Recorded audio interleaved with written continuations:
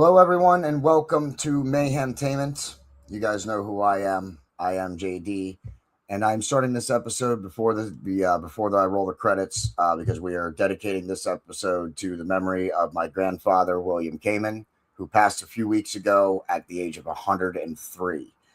He had two careers, was a two-time retiree, and has done everything from lumber to his second career was working at a Hess gas station. He was a maintenance man. He built houses. He could do roofs. He could do plumbing. And he was very active up until the last few weeks of his life.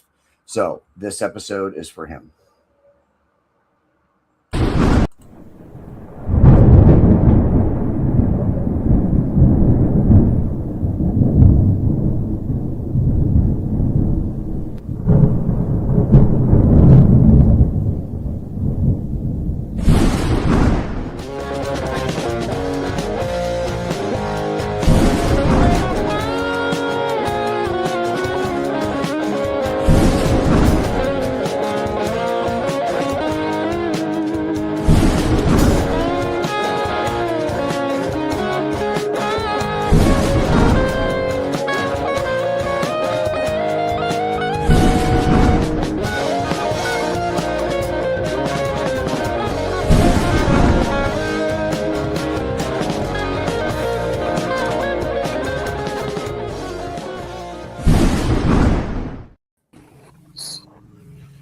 And here we are, everybody, and we are here to continue our Marvel Cinematic Universe series. And up on the docket today are two very good ones, in my opinion, Ant-Man and Captain America Civil War. And we have a full round table, and we may even have one more guest joining us here in just a few minutes. So, first of all, on my right side, on the right side of the screen there from Mayhem Media, he is the other JD, Jason DeToli, and underneath him at the bottom of the screen is the reason that this episode is happening tonight. 100% or at least 99% produced by the Wolfman, Jacob Noblitz. He's got his Wolfman variant on. I have my JD Mayhem Media variant on. Go check out our storefront. And on the other side, pretty much representing Headlock, Seals, and Havoc, we have the legend himself, J Mac. It's me. It's at LEGEND. And of course, everybody's favorite uncle, including mine, Uncle Slam. What's up, family? And while he's not officially, I don't think, associated with Headlock, Seals, and Havoc, he is the offspring of one of the creators of the Headlock, Seals, and Havoc. Go check him out on YouTube, Jedi the Theorist 98. We're going to call you Theorist for short, I would imagine. Yep. Hello, everybody. All right. Sounds good. All right. So up first, we got Ant-Man. Now, I have a lot to say about Captain America Civil War, so I'm not going to start with Ant-Man. All right. We're going to go to the top of the screen over there to Uncle Slam, and we're going to let you start it off. You don't have to give your rating yet, but what are your opening thoughts on Ant-Man? Ant-Man, it was kind of a cute movie. I like the what are the I guess the I like, what do you call it? Hold on a second.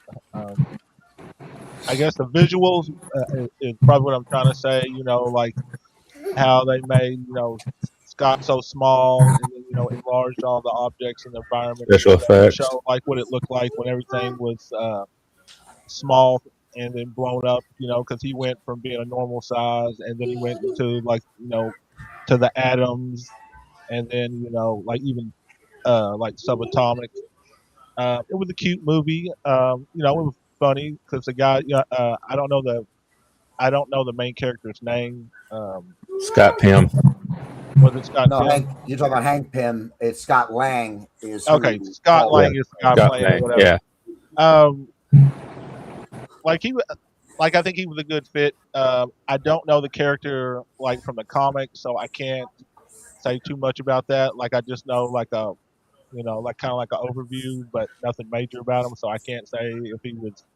I liked him as the main character. He was quick witted. He always seemed like he was had a joke. The movie flowed or whatever. I mean, it was a decent movie. Theorist, what are your opening thoughts on it? It was honestly, it wasn't that big of a movie for me. That's just my opinion. Now I'll bounce off what he said. Like visuals. Um, I do like how they kind of went into like the whole quantum realm thing. I do think that was cool. Well, that's in the next one. Okay, yeah, you're right. You're right. But they do talk a little bit about it in the first one. Yeah, but Mhm. like then he goes subatomic towards the end and get there, and then Yeah, he have does. to come Yeah. back. Wasn't that I mean, close Yeah. to the quantum realm, or Yeah. Yes. Yeah. You're right. Yeah, he did right at the end. Yeah, he goes subatomic for a minute or whatever. Yeah. It's not a bad movie. It's I just wouldn't put it up there. It would be in my top 10. Okay. J Mac. Well, like I always say, it didn't have Thor in it, and it wasn't named Thor, so it was a good movie. But no, I enjoyed it. I like Paul Rudd. I think he's pretty funny in most of the stuff that he does. I think he was a good fit for this because, like Uncle Sam said, he had a lot of quick witted, quirky jokes and everything. Plus, he had the background of being a burglar and stuff like that and everything. Mhm. I mean, honestly and truthfully, out of all the movies, it wasn't like my favorite, in the Marvel comic, but it's one that I can sit down and watch and not be mad that I'm sitting and watching it. You know what I'm saying? I'm not going to go pick it out of a lineup, but if I'm sitting down and watching it on TV, it's something I can sit down and enjoy. I don't think it's, bad by any means. Jason, I'm the one that's muting you occasionally because we're getting a little background feed from when everybody's talking. We can catch it on your mic. So if you need to say something or whatever and I have you muted, just wave your hand at me and I'll make sure I unmute you. Throw something at the camera, man. Just Don't do that. Yeah, don't do that. But go ahead. What are your thoughts on Ant-Man, on the first Ant-Man? I definitely like the idea of him being able to shrink and get big, and when he's small, he's still super strong and whatnot. I love the character himself. I love the comedy that he brings, and like you guys are saying, the quick-witted remarks and whatnot. Overall, I enjoyed the movie. I actually enjoy them all. I can't say I enjoyed one really more than the other, but it was a good movie. I enjoyed it. Something I would definitely watch again. Wolfman? I just recently rewatched it for the first time since I saw it in theaters a few days ago, just to get refreshed on what visuals I wanted to use for this show. Yeah. I thought like throwing in the old generation of the Ant-Man with the new generation was an actual pretty good idea because kids probably won't know who the heck Ant-Man was. Yeah. Or what he did, or how he shrank, or whatever. Yeah, I'm actually glad that you brought that up, though. This is one where we really didn't get an origin story on Ant-Man. They picked up from after the first whole story of Ant-Man actually unfolded. And I also can't believe none of y'all said this. Enter Michael Douglas to the Marvel Cinematic Universe. Thank you very much. Okay, give that man Oscars. I don't care what he's doing. I mean, give him Oscars to play for playing Hank Pym. That's all I can say. But I was going to say what Wolfman said. It was kind of cool because I'll be honest with you, I didn't know a whole lot about Ant-Man. I didn't either. To be honest with you, my mother is the one who was telling me about Ant-Man because Ant-Man was one of her favorite. Ant-Man and the Fantastic Four were her favorite superheroes growing up and everything. Well, of course, I didn't know she was even into stuff like that. But I guess, I should know because she's in her room right now watching Svengoolie. But, it was because of her that I even, was like, oh, okay, well, maybe Ant-Man is something to look into and everything. Because I always thought that Ant-Man had something to do with that, like, Hanna-Barbera cartoon that was Adamant or whatever it was. I was like, what is this about and everything? I didn't know nothing about nothing. That's funny. Yeah, all right. So let's tell our viewers that's Hank Pym is the original Ant-Man. He is the Ant-Man during a World War II era with Captain America. Yep. The only way to do that, to do an origin story, would have done to do that with the first Captain America movie, the first Avenger, was to then have an Ant-Man origin story happen immediately after that. So I'm glad that they didn't take us back to World War II, because I think that would have been repetitive. Scott Lang, canonically, is the next Ant-Man. He's the one that picks up the suit. I don't know if it happens the exact way that it does in the movies. That I can't speak about. But I do know that Scott Lang is canonically the next Ant-Man after Hank Pym. I think it would have been cool in Captain America if they would have kind of hinted at Ant-Man. Yeah, I think that was before they knew if they were going to make it that far. Probably. You know what I mean? Really, you got to think. I mean, we've gone far enough now. They did the very first Iron Man, setting up the future, but not really knowing if there was going to be one. Touche. Until the success, and then really until they got to the first Avengers, they didn't really know what they could expect. And then really, it was after the first Avengers, I think, that's when they knew that it was something that they were going to be going for a long time. Golden egg. Yeah. Sorry, guys. I don't sip wine. I guzzle it by the gallon. So that's all right. I'm going to start off the visuals, and then Wolfman's actually going to take over as host for a couple of minutes at different times of this episode. We're starting to get his feet wet as to host episodes, so he's going to do it. I'm going to start you off first, though, Wolfman. This guy I don't believe is any kind of comic book, nothing. He's just a person they put in there to be, another character, a friend to Scott Lang. I want to know, because it seems to me with people I've talked to, you either love this character or you absolutely hate this character. Okay, so let's start with you, Wolfman. I absolutely loved the character because, like, how he constantly goes off to a whole different topic. Like, how am I supposed to get to this safe? What's the job? He talks about something completely freaking different. Yeah.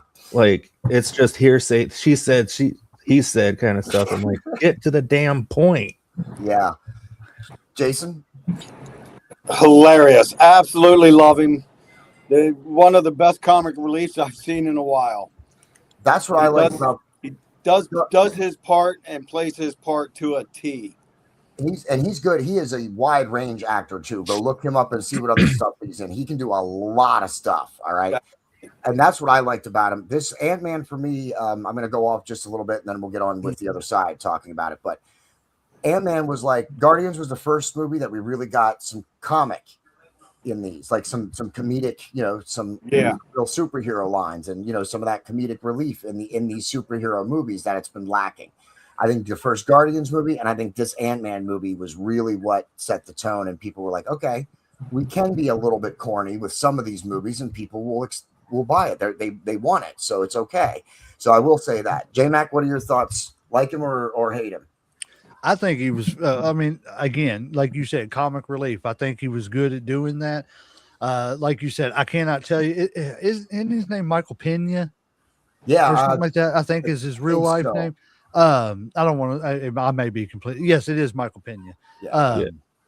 But like you said, he's great wide range of characters. I've seen him play serious roles where he's a cop, and I think that they're just, guys who can do that, step into a serious role and then turn around and be just totally comic relief, for an entire movie and stuff and everything. I think he did a great job with it. I laughed. So, I mean, I don't have a problem with him.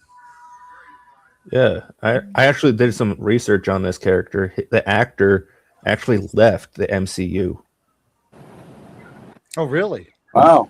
So Michael Pena is not a part of the MCU anymore. Oh, that's what I heard. Probably got some better roles and stuff. I mean, he was, and he's a, one of those small tertiary characters. He's not necessarily needed for the Ant-Man story to continue or to go on anyway. Right. It was kind of sad though, but I'm like, I liked the character. They could have done a lot more with that character. Yeah. But I can understand they could have to make budget cuts and all that kind of stuff.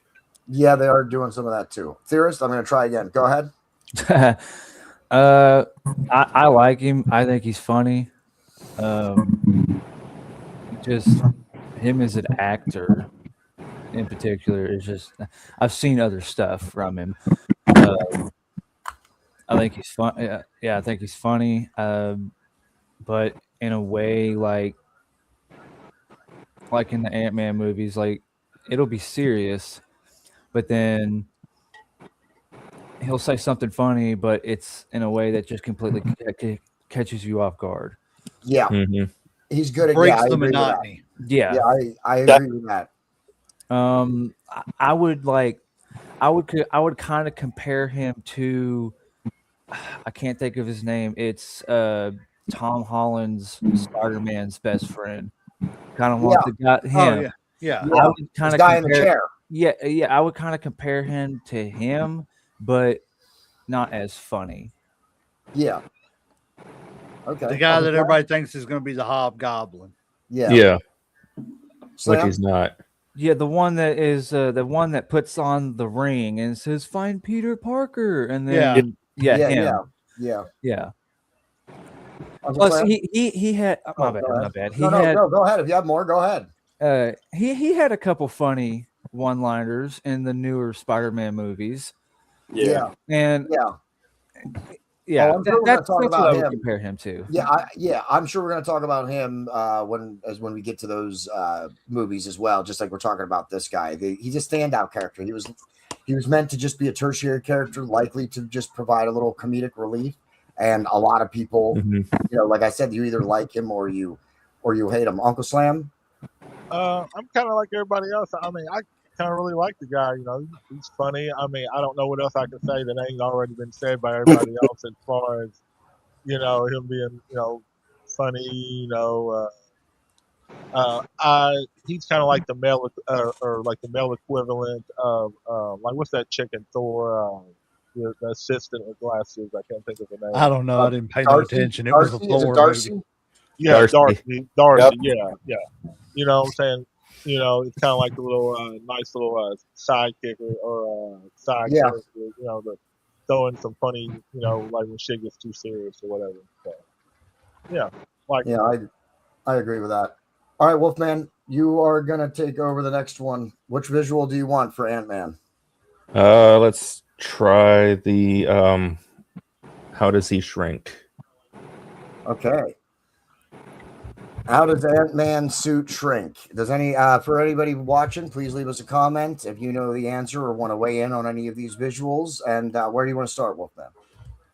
I want to just see what everybody else thinks how he shrinks. No, I mean, who From do the you want pin to start with on particles. this panel? Let's go with Uncle Slam. I think the right answer, what's it called, Pym particles or whatever. Yeah. That uses to like, is it to shrink between atoms or something like that? Mm-hmm. Yeah, I guess we don't really need to go around for a full panel discussion on that one. It was pretty much just a question, but Well, yeah. I will say, I did do that little recap on Ant-Man, and I did hear that, but the video didn't really go into it. So, could somebody kind of, in a nutshell, kind of explain to me what the pin particles are? It's molecules. It's all about like the actual atoms and molecules. He changes the structure of the molecules so it can either shrink or expand. It's like it has to do with the space in between atoms. Yeah. He could just manipulate it. Yes. Yeah. Manipulate the space in between. and Okay. stuff. the pin particle, that's what the pin particle can do. Yeah, it manipulates the space between atoms. Very excellent job, Wolfman, on that one. That was not. I was like, oh man, I didn't expect people to like ask him a bunch of tough questions. So, what visual do you want next? Let's do. Who do you think this character is going to be? The female. Oh, I'm sorry. Wait, no, that's not the right one. Let's do this one. Yep. I know the answer. Oh, I know. Wolfman, pick me. I never get picked. You pick. J-Mac. I'm just joking. No, that's Wasp. Yep. What is her name though in the movie? I couldn't tell you. I was too busy just staring at her. Does anybody know the character name? Wasp. I can't remember. I know she's Hank Pym's daughter. That's all I know. Yeah. Wolfman, do you know her name? I believe it's Amy. I think Janet Van Dyne. You know what? No. Is it No. No. Janet Van Dyne is the is Hank Pym's wife. Yeah. The one Yeah, that's you're right. stuck. Yeah. I actually don't think I what can is recall her name? her name either. Yeah, I don't think I can recall her name either. Actually, now that I'm thinking, Let me about look it up quick. Get us all stumped here. I've got Hope. Hope. Van Dyne. Yep. Son of a gun! You got to be kidding me, Hope. Evangeline Lilly is who plays her. And a little fun fact: I don't know if anybody else knows this, but she played on the show Lost. Yes, she did. Yes. She was one of my favorite players. One of my favorite characters on there. Are you a Lost fan, J Mac? I mean, I was until the last couple episodes. All right, let's not even get into that right here, right now. Let's do it about it, but that's let's a not whole go off on a series on tangent either. itself. Oh, for sure. Personally, in the first movie, I did not care for her hairdo. It looked like they just like shaved a guinea pig and glued it on her head. Interesting. Yeah, it was kind of lost, wasn't it? Yeah, and I'm like looking at her face and I'm like, hey, pull the it picture. doesn't fit her. No, I agree with you. I definitely agree with you on that. I think I got used to her in Lost with the long hair and stuff and everything. Yeah. Speaking of which, just side note, did you all know that she is right now fighting a really bad battle because she went it wasn't skydiving. I want to say like bungee jumping or something like that. And she literally dove off of a cliff and landed face first on a boulder. And like, she is jacked up in real life. And I don't mean that in a bad way. I don't mean that in a funny way. She's jacked up, but she really hurt herself really bad. I know. I'm trying not to laugh too. I'll have to look into that. Too bad she didn't have that waft suit. She would have been just fine. Is it a bad time? Is it a bad time to say that she kind of looked like Edna from Incredibles right there? Oh God! Oh, yes. Edna on stilts. Yeah. Won't unsee that ever. All right, I picked the next one for you, Wolfman. Just keep us moving. Okay. What do you guys think made this guy go from regular Joe to Psycho? And I almost want to throw a bonus in there. What is the villain name? Not seeing the picture. Oh, you didn't see it? I'm sorry. Let me get it back up. Can I answer that? I see it. Yeah, can I answer that? Darius, what you got? It's Hornet, ain't it? Nope. That is correct. Really? No, it's not. No, it's not Hornet? Nope. Well, guess what? I don't know the Yellow answer. Jacket? Yellow Jacket. Yellow Jacket. Yellow You Jacket. son of a! I get all you get out. You're all fired. Wolfman, you're not being the host anymore. Give me this back. Give me this back. I have what happened to Evangeline Lilly. She suffered brain damage. Oh, that's terrible. Suffered brain damage from a traumatic injury last year. Let's see. I have brain damage from my TBI. Or whatever it was. She ended up, like I said, it was. I don't want to go. Take the show hostage or anything, but it was something about she was doing some kind of an extreme sport or something to that effect, and she ended up landing on a boulder like face first and got bad brain damage and stuff like that. So yeah, just sorry, wasn't trying to take over or nothing. I understand. Well, that's disappointing because that means Marvel will have to recast Wasp probably. Yeah. That story, that's not gonna unless they already did the scenes and they don't need her. Maybe they could CGI her like Star Wars is AI. They got AI now too. That's possible. Wolfman, I'm gonna put the next one up for you. What did Hank Pym do to this guy, and why did he do it? Picture? Oh, you don't see it again? Son of a, what is happening with us? Can everybody see it now? Yes. Yeah. Yep. I can see it now. Oh, we have comments too. Let's look at that one. Oh, that's just J Mac leaving a comment, helping us get some more traction. We appreciate that, J Mac. You don't want to read the comment, man? Oh, you want me to? I mean, I can put it up there, sure, if you want. What's this sexy guy's name, Legend? Yeah. Oh, jeez. His name's Legend, not so sexy. That's why he's a legend. I try to help where I can. That's right. Wolfman, get a hold of the show, buddy. So, what do you guys think happened between these two guys? I am trying to remember that now that you I know, said man. Right? it had to can't- do with his wife, didn't it? Yeah, it happened on the very beginning of the movie. Didn't he try to like hit on his wife or something like that? I can't remember right offhand. I don't want to. Nope. Remember, that's a good question. I do not remember. I don't remember. He insulted either. her memory because they Oh, think yeah, he's yeah, dead, and he smashes his face into the table Okay.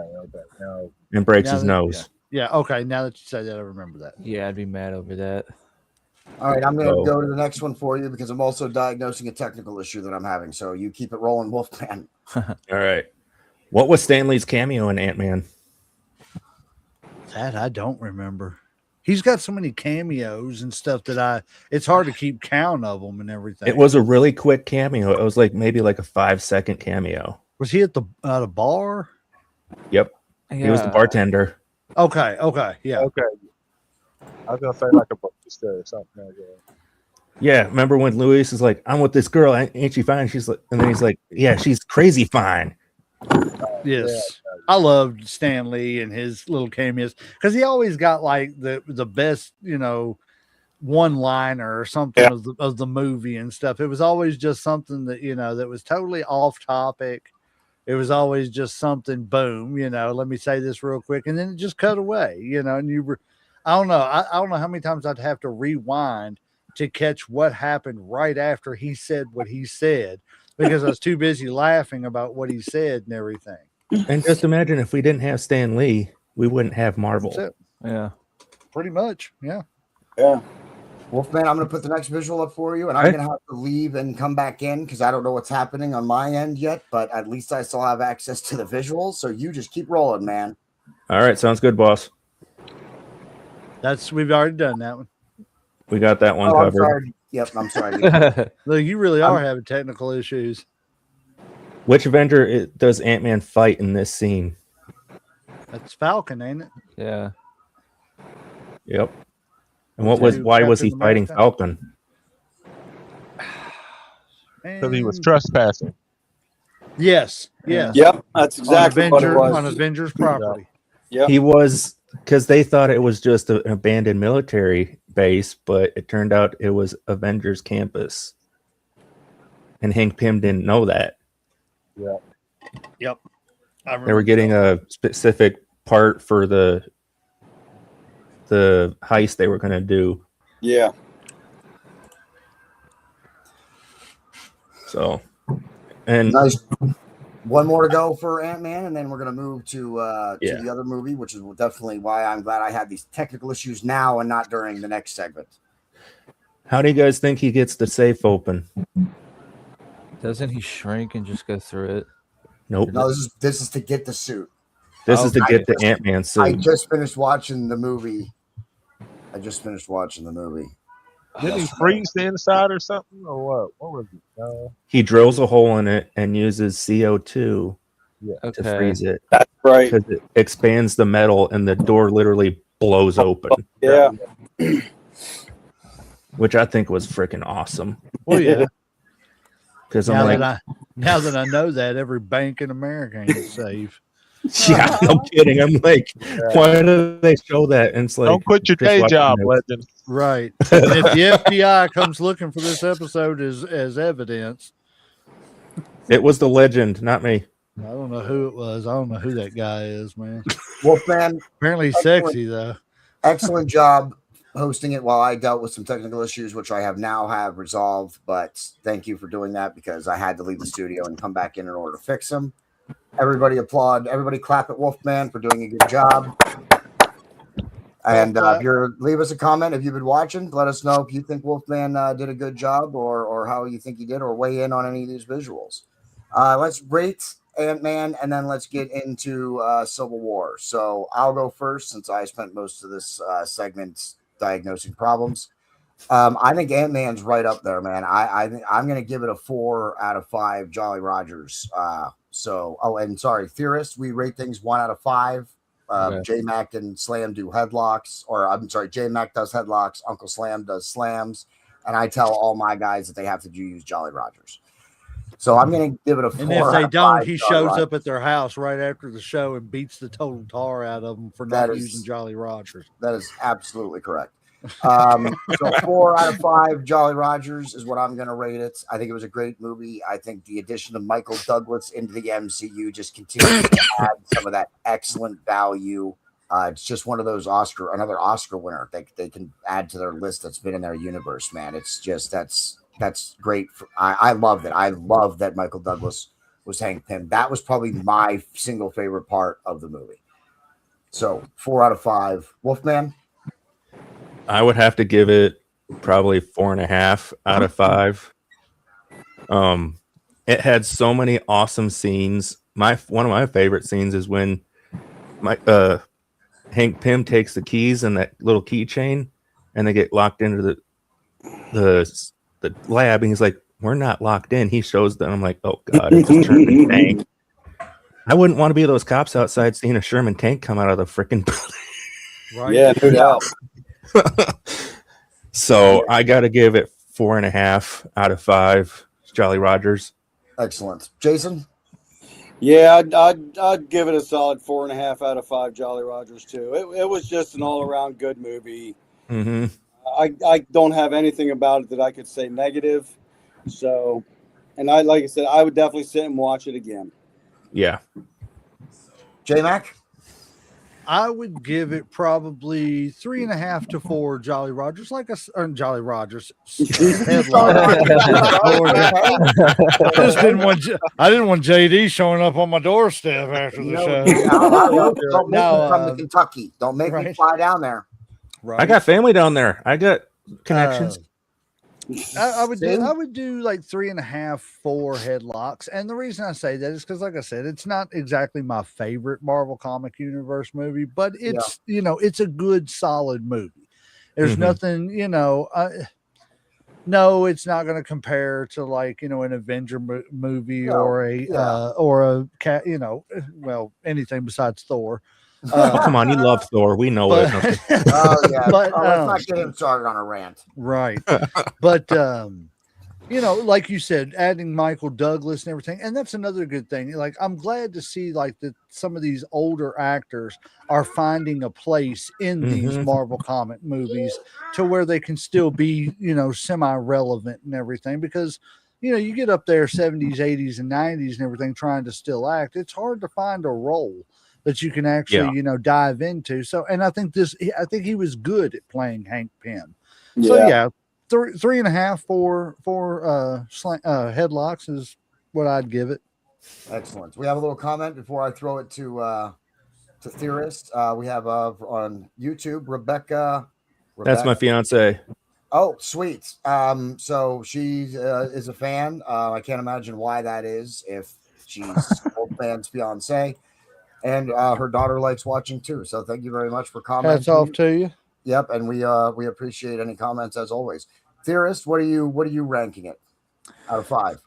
You could use lightsabers. This is your first episode too, so what we're doing is or force jokes. You can do. There you go. It's not compared to other movies. Like, you don't compare it to other movies as a standalone movie. What do you rate Ant-Man? Okay, as a standalone movie, Yeah. Yes.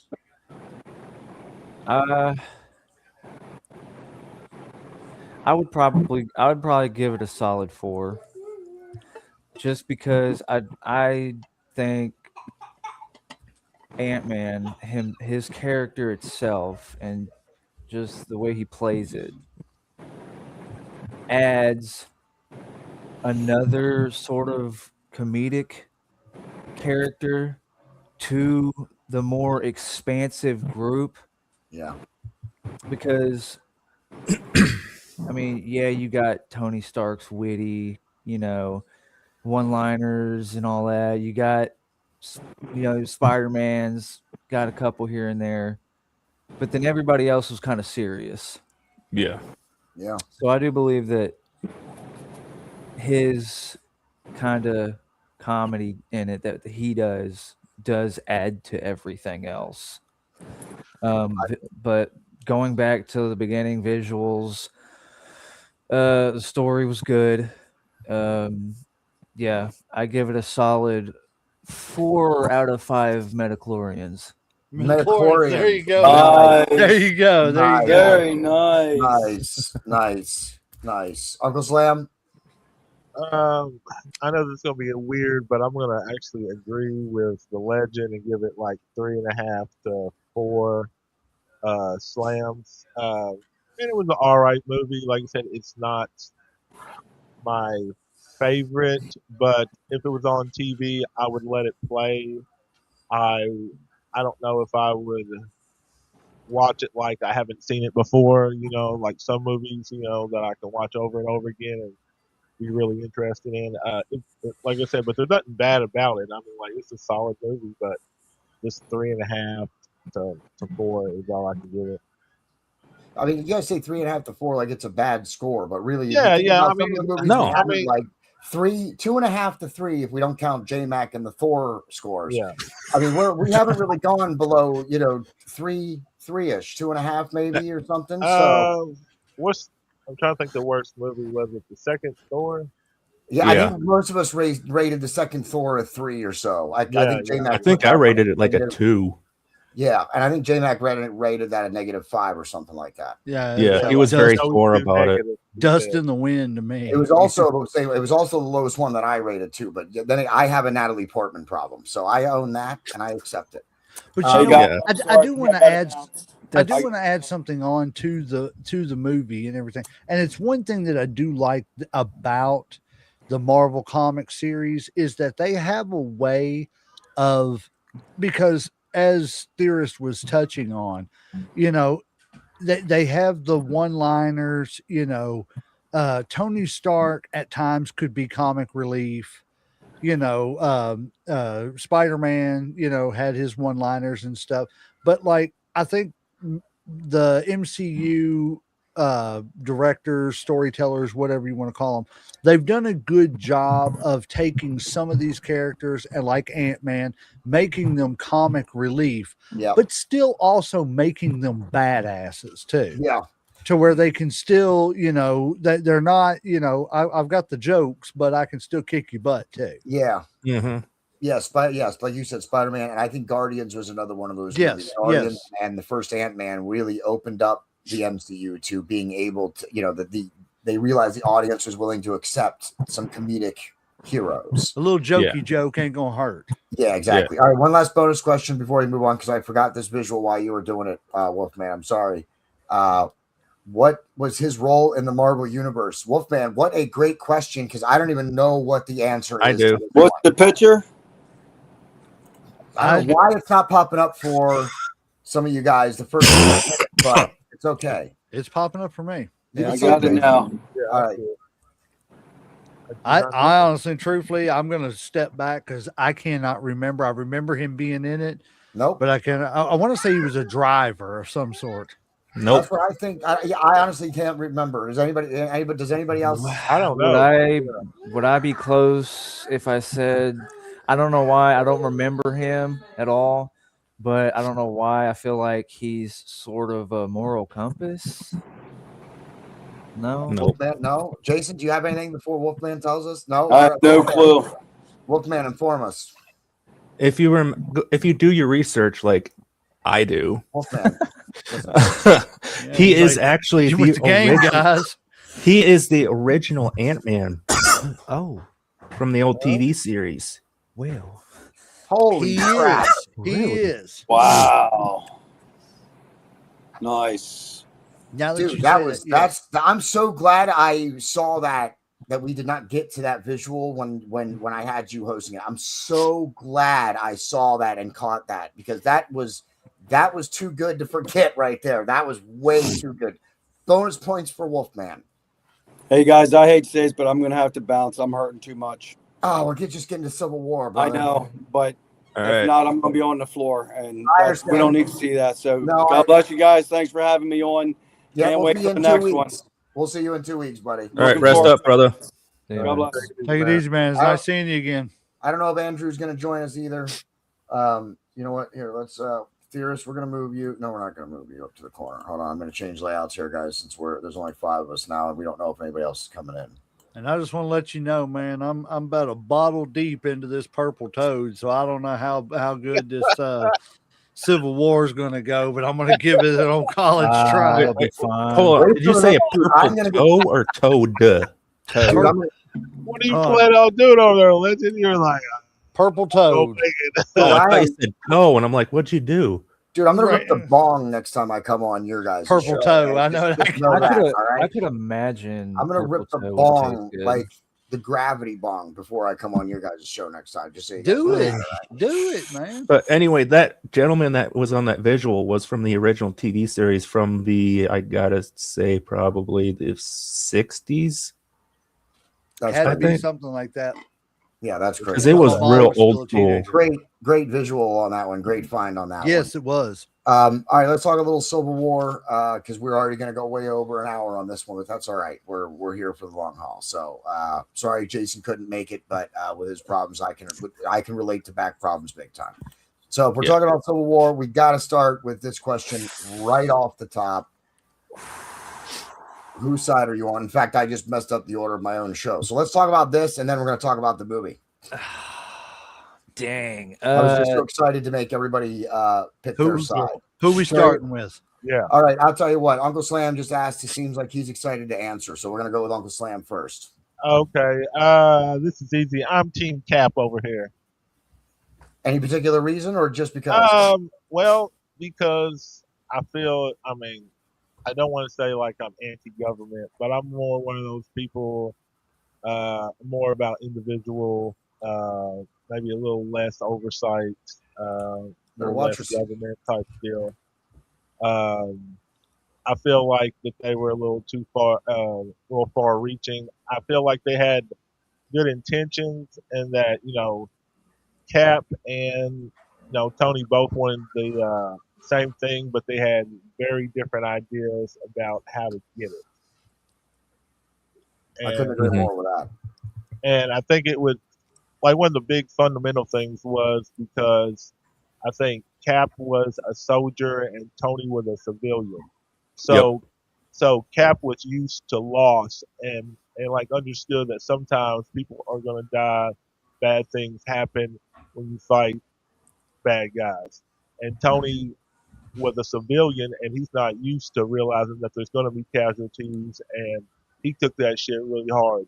Like he wasn't cracking jokes, like he was before and stuff. Like he was real Yeah. serious, real somber. He wasn't the same Tony Stark that he normally was in most of the movies. I agree with that completely. Yeah, J Mac. I have to agree with Uncle Slam, but not exactly for the same reasons. I'm a huge conspiracy theorist, so I love to not that I believe all conspiracies, but I do like to dive into them and everything. And I'm like him. I don't think big government helps anything. I don't think we need Big Brother watching everything we do. I think government helps for some things, but for some things we need to just learn how to be responsible individuals and do our part as individuals. And I think that's kind of what was going on with that. And like he said, you were looking at it from two different perspectives.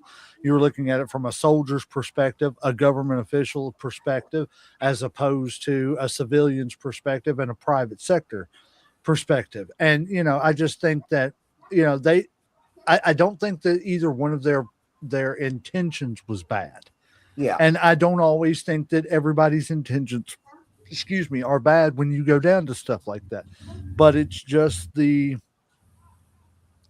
what rights do you have to lose to get safety? And that's not always the best course of action to go.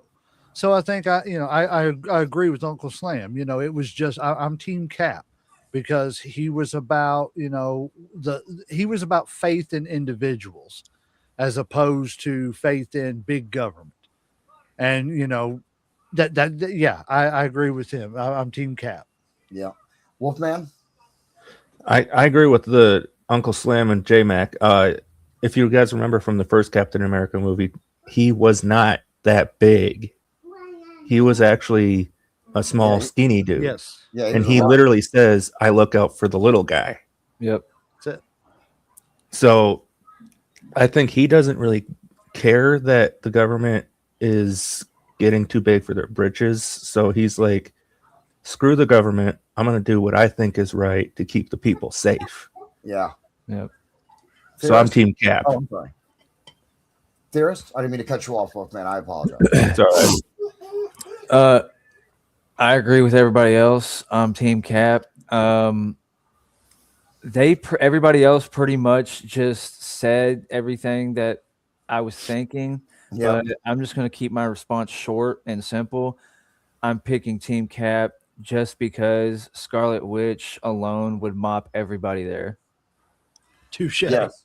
If she Yeah. realized, if she realized her full powers, which she hasn't yet at the time of Civil Right. War.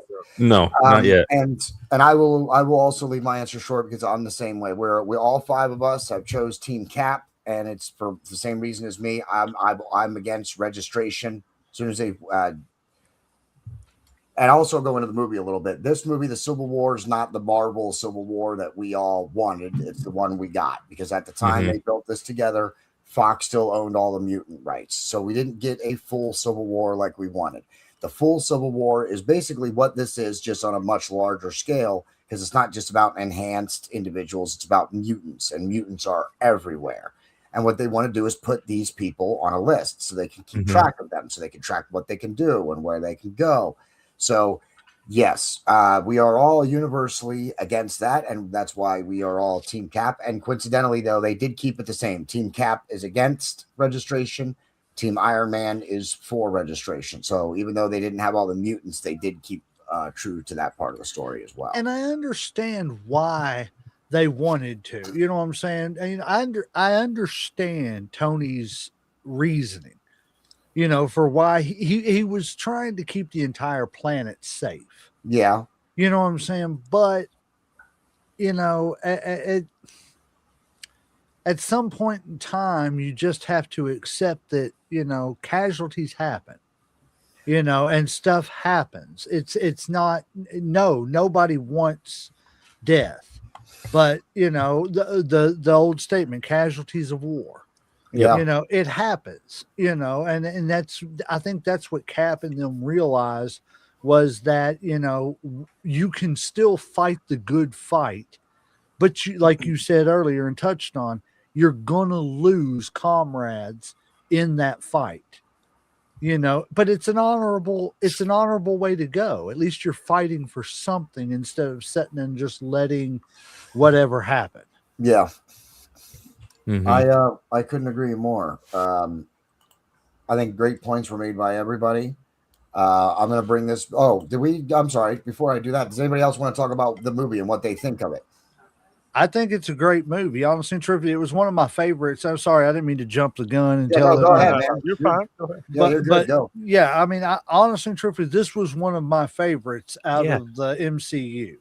And I think what made it so good was that final fight, you know, between the two teams of superheroes, you know, who was going to win, who wasn't going to win. But at the end of the day, it didn't really matter who was going to win. It was just about, you know, they needed to come to an understanding so that they could learn to fight together for the ultimate good of later on down the road, you know, fighting off Thanos and, you know, all that invasion and stuff. But it was a fight that needed to happen. It's almost like, you know, when you've got brothers or sisters or whatever, and, you know, you're holding back saying things that, you know, that they're doing that, you know, makes you mad or whatever, you eventually have to let that out and let's, you know, fight it out, come to an understanding. You don't have to hate each other at the end of it, but you just got to understand that this is where I stand. Yeah, we don't get that resolve at the end of the movie, though. It actually ends with them pretty much separating, and that's what I like. That's what I like about the movie. Also, is that the way it ends is the cliffhanger. They both go their own ways, and you wonder, okay, what is the event? What is going to be the next Avengers? Because we all know at this point, we know there's going to be another Avengers movie. We've talked about the Infinity Stones. We know where they're taking us. How are they going to reconcile from this? Uncle Slam, what are your thoughts about the movie? I liked the movie. I think it was a darker movie. I think it wasn't, like I said, it wasn't Tony cracking, like one-liners. He was very, quiet. He was thinking about a lot of stuff. It's the first time you saw the actual group kind of divided. Like before, they've always been together against the common enemy, and this time the common enemy was them. You know, like the guy that actually, was the really bad guy in there was just a common man. Yeah, And he said it he said it at the end when he was talking to the Black Panther. He's like, I knew I couldn't beat him. I've seen stronger guys, lose to him, but I knew if I could get them to fight between each other, that I could get them to, lose or whatever. Because, like together they were invincible, but once you got them to fight each other and you divided, like then they were weak. They were their own worst enemies and stuff. So like this movie was definitely a lot darker. What I'm saying, as far as also it was one of those things where it was people kind of like stood on their beliefs. Like Cap had his beliefs, Tony had his. They both wanted the same thing, like we talked before. They both wanted peace, they both wanted protection, but they had vastly different ideas on how to get it. Tony thought, if we, like basically like submit to the government and they, are like our parents and send us here and send us there, then everything's okay. And Cap was like, no, like what if we need to go this place and they won't let us? Like what if people are crying out for us and the government, won't let us go? So I don't want to be, part of something. I want to save everybody. Like I don't want to be able to pick and choose. And like I said, I mean, the best part of it was like it was right. It took a common guy when Ultron and Loki tried to beat him and couldn't do it, and all it took was a common guy who just got into one guy's head that split him up. I think this is the first movie we really didn't have like a villain, like a super villain, and that made this movie unique. Also, Wolfman. I think it was like one of my all-time favorite Marvel movies so far in the series because I liked how they combined most of the Marvel characters that they've already introduced, and they started to introduce new characters. This one is the or first two. Spider-Man. Yeah, this is the first appearance by Spider-Man. Yeah, Tom Holland's Spider-Man. Yeah, Tom. Oh, you're right. Thank you for specifying that. Yes, Tom Holland's Spider-Man. Yes, because there's like 3 or 4 different Spider-Mans in the Spider-Man universe. We're not to that movie yet. Let's wait till we get to that. Terrence, what are your thoughts on the movie?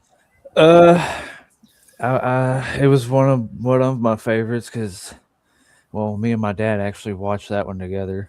Yeah, way back when, but that one was good. I think my favorite scene in that movie, though, and really, if you kind of paid attention, it was kind of hinting, kind of step by step, of Tony having this trust issue, especially with Captain. Mm-hmm. And I think whenever he asked Rogers, did you know Bucky killed my parents? Yeah. And whenever he's like, yeah. And then I think the reason he was like, I don't think he was more so shocked. I think he was more so, damn it, I knew it. Yeah. The realization finally hit him. Yeah, I think you're. Like, damn right. it, I knew it, and not even the realization, the confirmation was there. Yeah, the confirmation of it, and I think that they put Robert Downey Jr. and I'm totally drawing a blank on who Chris Evans. Chris Evans, thank you. Did a great job during that scene with each other. They really did a great job. It became more of like the superheroes didn't matter then at that point. Like you knew they were coming to blows at that moment. Right. And the Winter Soldier, that's why we got the Winter Soldier. Remember when we were doing the Winter Soldier, we got this one and that one mixed up because Winter Soldier is such a prominent role in both. Yeah. but you don't think about it in Civil War quite as much because there's so much happening with all of the characters. The Black Widow and Hawkeye are really the only ones that don't really have something really happening in their own personal storyline, right? Yeah. So everybody else got some complex stuff happening around them. Well, we talked about them, so I don't know if this is really going to be a good question, but who's Iron Man signaling? I'm getting a sense that there's a spider in the mid. I was gonna say Tom Brady. I mean, it looked like he was gonna catch a football. You know. Yeah, on the Mayhem post, I commented under ruse because that's what he. Yep, that's what he says. Yeah. You know, going back though, just for a second, the thing of it is that I think that this movie really like touched on is that, you know, we've all touched on it about how they were they wanted the same thing. They both had good intentions. It was just, how do we get to the end result? And Uncle Sam's touched on that, you know, but I think it also touches on how you can completely disagree with your friends or family or whatever and still want what's best for everybody. You know what I'm saying? Yes, the division happens, the arguing happens and everything, but it's like, you know, are you going to let that arguing and fighting separate us, or are we going to figure out a common ground and come together and fight the common enemy? Yeah. Well, remember, Captain America at the end of the movie does leave Tony Stark the phone so that if he ever needs him, he can call him. And I think that speaks to your point, J Mac, about how even though Captain America and Iron Man disagreed, you know, to the extent that they ended up, you know, beating each other, that Captain America was still like, listen, if you still need me, I will still be there to back you up. Just because we disagreed about this does not mean that, you know, we're not family, so to speak. Exactly it. Just because you disagree doesn't mean you got to hate each other and stop fighting together. Fighting the common enemy. Fight the good fight, as I say. All right, who is this guy? And why does he hate Captain America? Also, this is the faux villain, the person that you think might be the super villain in this. Isn't that Bulletproof? Nope. Am I calling him the wrong way or the wrong name? Slam. What is? Theorist? I got it, but I can't get it out. Go ahead. Wolfman, tell us. Crossbones. Crossbones. That's right. Yes. Man, I want to call him Crossbow for some reason. I kept being like Crossbow. I know why he hates Captain America, and that's because he dropped a building on his head. Yep. On his face. On his face, specifically his face, specifically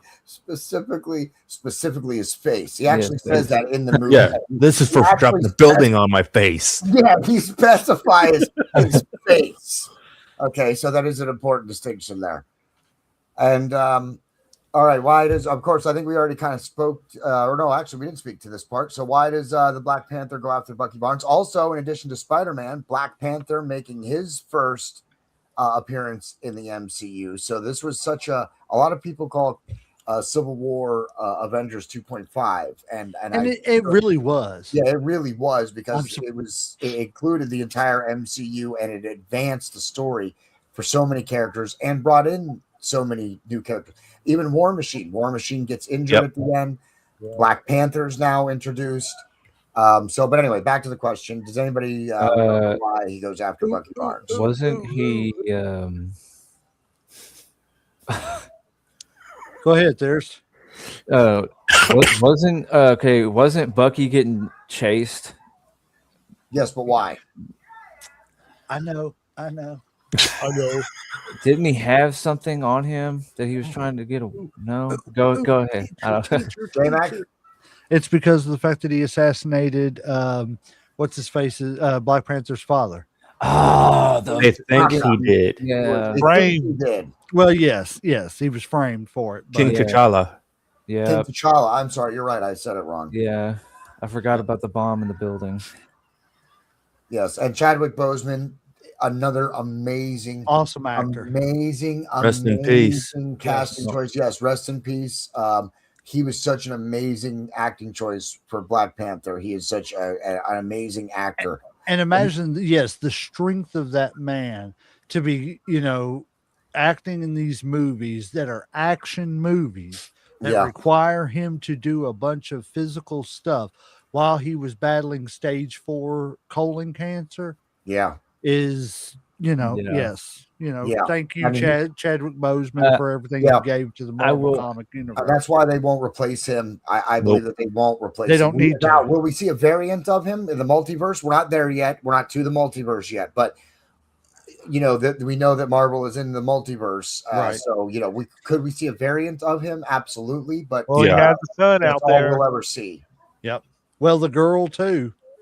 I mean, Yeah. he has a It's- son. in Wasn't the that his? last movie Was they it had. his sister? Yeah. His sister. His Yeah, sister. okay. I couldn't remember if that was his sister or not. The one that does all the Yeah, his scientific sister's stuff. the one that's going to be taking over the Black Panther role, which I think is also great. I think Black Panther brought in a lot of new faces. And I think a Mhm. lot of them are very talented and can do great things if given the opportunity in the Marvel universe. So, Black Panther, Spider-Man, great additions, great casting choices. Michael Douglas and Ant-Man, a great casting choice. Here, let's do this one. And then we'll give the rating. Well, man, we're going to skip some of these just because we're going to be going over here. So, All right, that's fine. all right, who knows why that these two are smiling like that? Does anybody remember? I do actually. Oh, I do. it was Cap kissed Yeah, daughter's niece or whatever. or is it her daughter? Niece. Niece. Yeah. Okay. Yeah. So Agent Peggy Carter's niece. yes. And it So was wait a minute, Captain America kissed Peggy Yes. Carter's niece. Yes. Yep. yes. Isn't that kind of weird that he goes back in time and he gets with Peggy Carter? and Look, stuff? I'm like, as long as They're he not doesn't The related. tell man's her. 100 and some years Kissing old, cousins. so hey, if they're both consenting adult, I mean, does the age, I don't think once you're 18, 20, 21, I don't think it matters whether you're 85 or 185 at that point, right? I mean, if you're Captain America. Okay, was right? Peggy already dead at this Yes. point? Yes. Okay, well, Yes. as long as she didn't know, it's She good. dies, like- she dies in the second Captain America? No, I she don't dies know. in this one. I don't Yeah, want to be an Yeah, end 'cause she's game. old in the hospital. Oh, right? don't yeah, wanna that's be right. She's in hospice. She's losing her. She's losing Yeah. her mind. Yeah. And actually, he doesn't kiss her until she's passed. I want to point that out. I think that's the reason why we see them kiss in this movie, because they've had a moment or two in one of the other in the other Yep. Captain America movie, but he didn't actually act on it. He's like, I wonder what it's like to kiss your aunt. I think it was because Peggy was still alive at that point. I don't think he actually kissed her until she had actually passed. Yeah. There's one thing I want to add to that visual. I couldn't add it with words, but Winter Soldier asks Hawk or the Falcon one thing, and what does he say? I know what it is. I don't know. He says, "Can you Everybody scoot your chair up?" And Yeah. Falcon says, "No." No. Just the way they said it, I just busted a gut and nearly choked on my popcorn. And then he moves over to behind the driver's seat. He actually slides over in the back seat. It's a nice little subtle. It's a nice little subtle thing. I think that's the other thing I like that Marvel still does, at least for the most part, is the little subtle stuff. Sometimes that's key too, in my opinion. Yeah, I just thought that was a cute little nitpick thing. And the other thing I want to say about this movie is that they gave us an entire movie after several movies centered around the Infinity Stones. Mm-hmm. They managed to pull us all away from the Infinity Stones and give us a whole movie where we didn't even wonder what the heck was going on with the Right. Infinity Stones. Yep. Yeah. And that could not have been easy either, because it's not even mentioned. You know what I mean? I know we're not talking about this or anything or gone down this avenue yet with as far as like other franchises, but how is it that Disney has done such a great job with the Marvel comic universe, but failed so horrifically with the whole Jedi universe? My answer to that is because they're keeping with Marvel. Marvel established something. I'd like to point out Marvel was established just like Star Wars was before Disney picked them up. But when they picked up Marvel, they brought the whole studio. Everybody who's in charge is still in charge of Marvel. I don't think that's the case for the Lucas Arts. Maybe Theorist knows something different on this. I was getting ready to say I seen him jumping in his Go seat. ahead, man. I mean, please, if you have better information than that, I'm that's gonna- and I don't have. That's not information. That's just my guess. So I'm please go ahead. literally just gonna keep it simple, and it literally just boils down to these two things: identity politics. They focus on identity politics, and they completely just killed everything that George Lucas had done with everything that, like the new Star Wars trilogy, the sequel trilogy. Yeah, they've gone completely off of every kind of canon. George Lucas's original plans for the sequel trilogy had already been written out. The main villain was supposed to be Maul. Maul was supposed to come back and be the main bad guy and bring back the Shadow Collective and all, like the crime syndicates, the underworld. And it was supposed to be Luke Skywalker, Mara Jade, his wife, Han Solo, all of the original crew was supposed to go and fight Maul. But why didn't they do that? Do you know why? Because of Kathleen Kennedy, identity politics.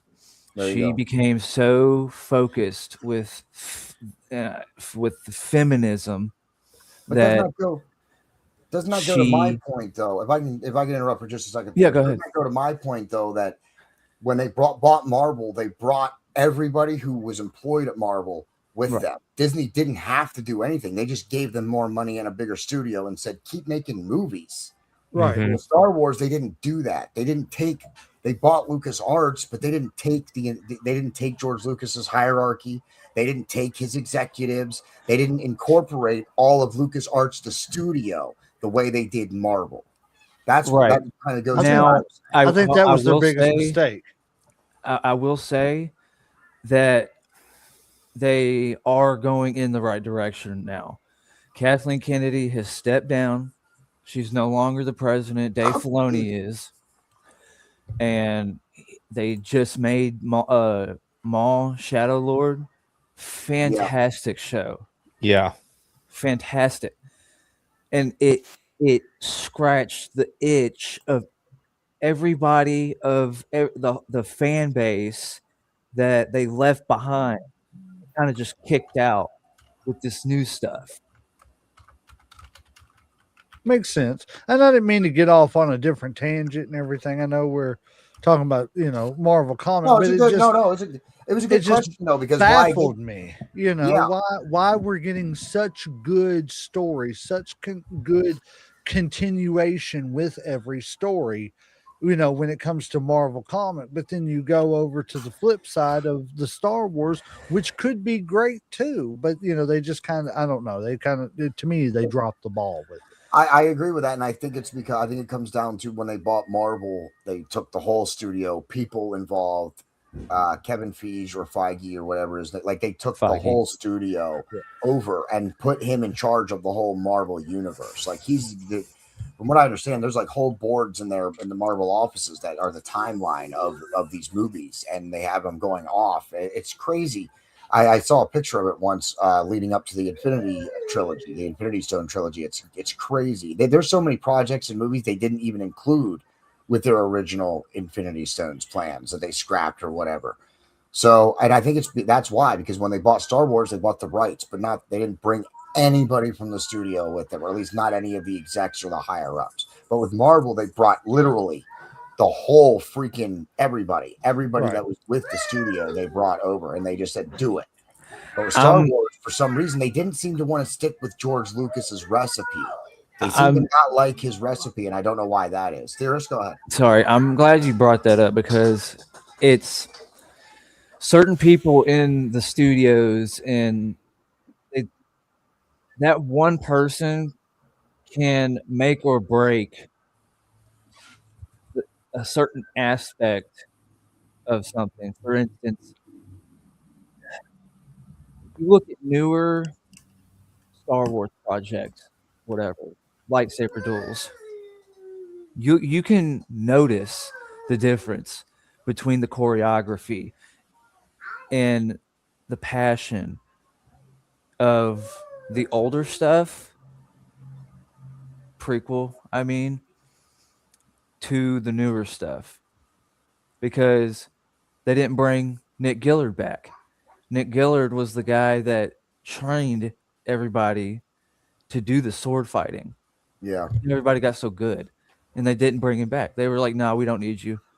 As soon as they bought Lucas, or Disney bought Lucasfilm and everything, they basically just kicked all the old people out and just brought all these new people in that would support and would be a yes man. Yep, I think that's exactly what the deal was on that. So, and we got some Star Wars. It's a great, excellent segue though, and a way to plug our upcoming Star Wars episodes that we have coming up in a few weeks.